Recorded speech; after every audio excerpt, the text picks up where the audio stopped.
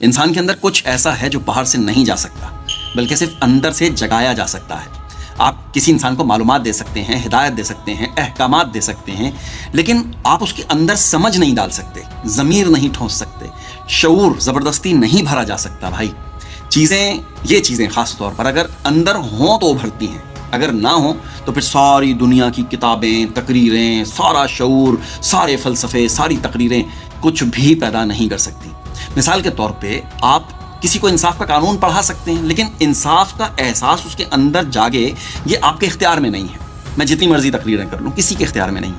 آپ کسی کو اخلاقیات کے اصول رٹا سکتے ہیں، لیکن شرم، ذمہ داری، غلطی کا خوف یہ صرف اندر سے پیدا ہوتا ہے۔ آپ کسی کو سچ بولنے کے فوائد بتا سکتے ہیں، لیکن سچ بولنے کی جرت صرف جاگی ہوئی روح سے آتی ہے، نصاب سے نہیں، کتابوں سے نہیں آتی ہے۔ یہی وہ نقطہ ہے جہاں پر فلسفہ انسان کو جھنجھوڑ کے رکھ دیتا ہے، چونکا دیتا ہے۔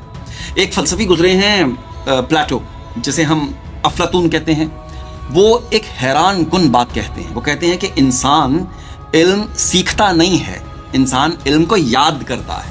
افلاطون کی ایک مشہور تھیوری ہے، اس کا نام ہے تھیوری آف فرمز، جسے وہ ورلڈ آف فرم کے نام سے جانے جاتے ہیں، کہتے ہیں۔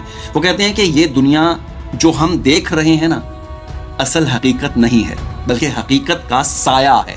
کامل سچ، کامل انصاف، کامل خوبصورتی اس دنیا میں نہیں ہے، مطلب ہمیشہ رہنے والی چیز کو ہم کامل کہتے ہیں، بلکہ ایک اور سطح پر کہیں پر موجود ہے۔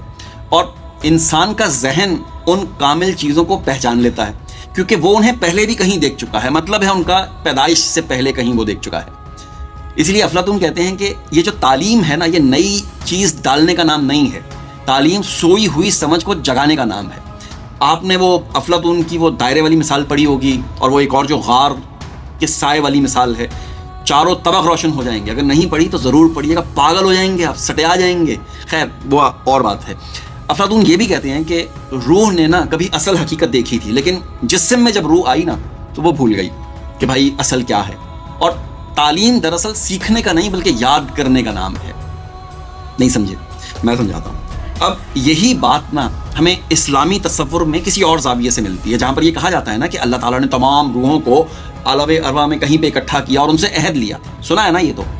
اس عہد کے بارے میں ہمارے ممبر و محراب سے اکثر بات ہوتی ہے، اور انسان کے اندر کچھ بنیادی سچائیاں الہام کر دی تھیں۔ فون آ جاتا ہے ایک تو بار بار۔ اچھا، اب سوال یہ نہیں ہے کہ افلاطون قرآن جانتا تھا یا نہیں جانتا تھا، سوال یہ ہے کہ کیا سچ ایک ہی ہے مگر راستے مختلف ہیں؟